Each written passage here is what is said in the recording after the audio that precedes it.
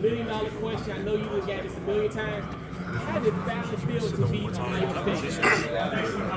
That was a great feeling as a program. We made it a pivotal point as our program this year to beat Ohio State. We said it from day one. We wanted to beat Ohio State and win the Big Ten championship. And I think as a program, we took that step this year and accomplished that goal. Thanks, Chris. See you on Sunday. Yes, sir. Chris, what about your game got you most on this match? I'm sorry? What part of your game really made the biggest jump this past season? Yeah, just, a couple things. One, just experience, playing college football for 3 years. I was blessed to get in the fire early. But one thing that helped me this year was just, my base. That was one thing I wanted to improve on a lot. Just keeping a solid base throughout the play and hand placement. And I think those two things really helped improve my game to a different level this year. I would definitely say there was some lack of. Yeah, so talking to my dad, with his 13 years of playing in the NFL, a lot of experience, a lot of knowledge about the game, and just talking to people in my inner circle, we felt like it was just the best decision to lead this year. Yes, sir. He's a really physical passing down, so Have you ever asked him about that? Yeah, well, it was funny because a couple years back when we did the 30 for 30, I was still young. I didn't truly know how pivotal he was, and then I was like, they're doing a 30 for 30 on you. He's like, yeah, I was kind of a big deal. But it's really cool. The older you get, the more you learn about how big of a part he was in his career. How great his career was, and hopefully I can follow the footsteps of my pops. My dad, I give him the most praise because he has all the credentials to be on my butt, 24/7. But he really allows me to come to him when I have questions and really seek information from him. He really takes a back seat, but when I ask questions, he gives 100%. And I'm so thankful for the role that he's played in my career, and I know he's going to be right there with me every step of the way in his next step. What's the best piece of advice he gave you? The best piece of advice that he gave me was just be where your feet is. Don't think too far ahead. Just enjoy this moment. This is a once in a lifetime moment. It's great to be here. Great to be at the combine. It's a blessing. And he was like, just capitalize on it and enjoy your time here because, like I said, you're only gonna get this time once. I think I could play in any type of scheme, honestly. I feel like I'm strong enough to be a two-gap player. I feel like I'm also quick enough to be a one-gap player and get upfield because that's what we played with Coach Brown. And then when Coach Mack came, we played more of a two-gap system. So I feel like I'm best suited for any system, honestly.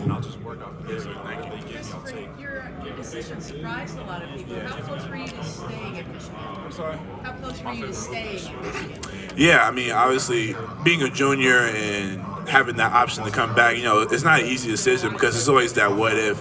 But, I talked to a lot of people, a couple guys like Derek Brown. I grew up with him. Corbin Bryant, he's a really close family friend. But those guys just say, whatever decision you do, just make that decision and go full head of steam with it. If it's to come back or if it's to go to the NFL, just don't look back because at the end of the day, you're the one that's going to have to live with your decision. I'm happy with my decision. I didn't look back once I made that decision. Been attacking my training and looking forward to competing on Saturday. Were you surprised how quickly David Ojabo ascended this past year? Honestly, no. You can ask anybody in the building. You've seen the special talent in him from day one. It was just him getting comfortable with football, and he's grown so fast. And his athleticism, his grit, his grind, his determination for the game, it's been there since day one.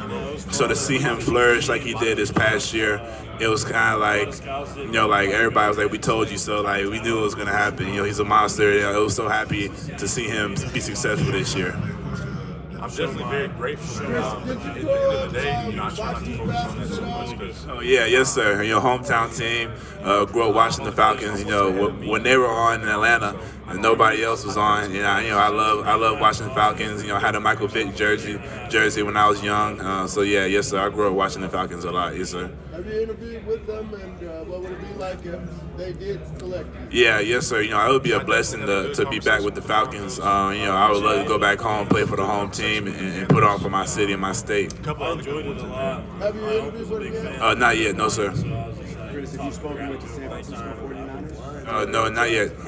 But yeah, I enjoyed it a lot. Coach Steve, How many teams he's a have you really good D-line spoken coach to us. I've actually spoken with a handful of teams in the informal interviews, and I have a couple formal interviews today. Stuff like that. What has this process been like? Have you enjoyed it? And where did you train? Yeah, yes, ma'am. So I trained in San Diego, at Exos in San Diego with Coach Roy Holmes. Great program. They really treat you right with the nutrition and off the field.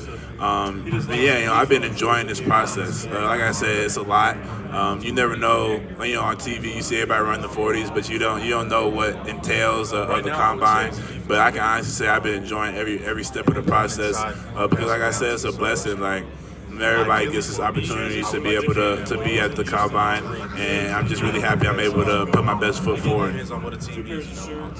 What is the feedback from teams you've talked to been so far? Oh yeah, I feel like the teams they like my game a lot. They feel like I'm an aggressive player. They feel like I can stop the run, and they feel like I can use my quickness to my advantage as well when I know I can and push the pocket and get some pressure on the quarterback. I'd say the only thing that was really I struggled with. Yeah, one more. In terms of Michigan, what they have coming back, who do you think will fill your Actually, role he's the and tall guy, over us? so Yeah, obviously you still have Mozzie Smith, and he's a phenomenal football player. Chris Jenkins, he's also a great football player. I feel like he's really going to flourish this year.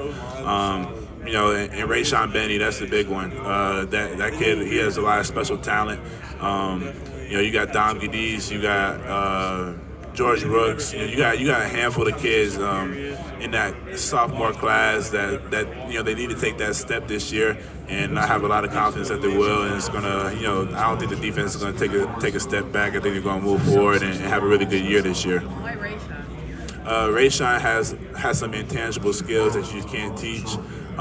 He's a monster. He's a dog. I have high expectations for Rayshawn, and I have a lot of confidence that he will fulfill those expectations. Great player, great kid, and I like to see what he's going to do this year and in the future. Chris,